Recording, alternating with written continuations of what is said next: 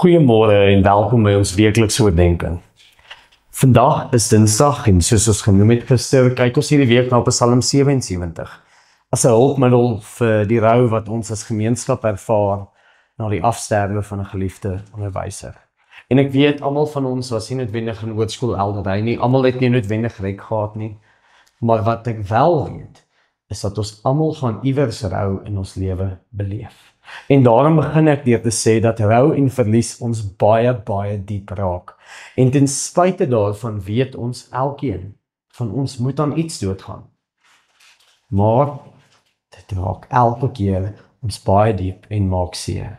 En daar is nie salf of woorde wat vir ons magical genesing kan bring nie, maar God gee vir ons sy woord, sy Bybel, en onder andere daarin die psalms wat amper elke emosie bevat.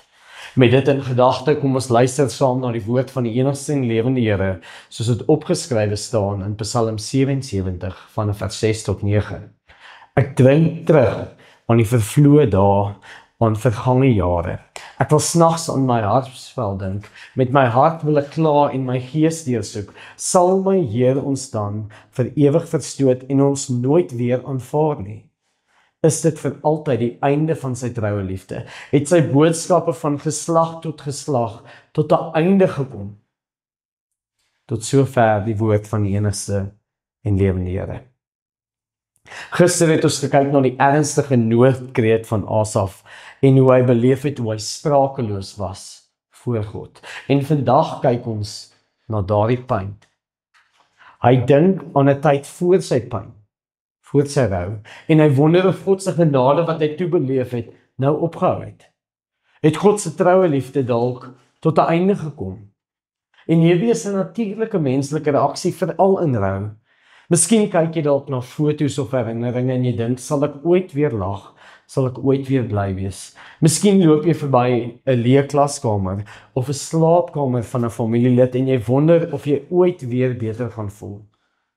Miskien gaan jy so ver soos Asaf en twyfel of jy ooit weer God gaan ervaar.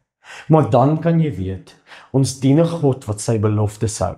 En hy beloof vir ons in 2 Korintiërs 1 vers 20, want hoeveel beloftes van God daar ook al mag wees, in hom is hulle ja.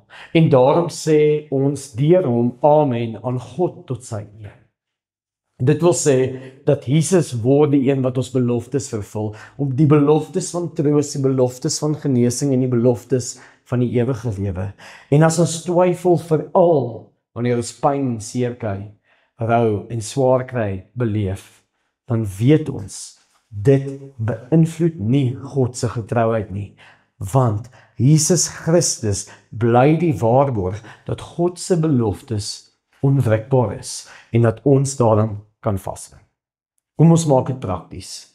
Skryf vandag een Bybelbelofte op 'n papiertjie, byvoorbeeld Hebreërs 13, ek sal jou nooit verlaat nie. Niemand hoef dit te sien nie en sit dit in jou sak. Of dalk as jy meer tegnologies georiënteerd is, save dit as 'n agtergrond op jou foon, wat niemand noodwendig sien nie. En lees dit vandag hardop wanneer jy twyfel. Kom ons bid saam. Vader, wanneer ek twyfel, herinner U my aan die woord en die beloftes wat waar is in Christus. Gee en versterk my geloof waarin ek vashou. Amen. Dit was dan ons oordeenking vir vandag en dan sien ons julle môre vir ons Woensdag oordeenking.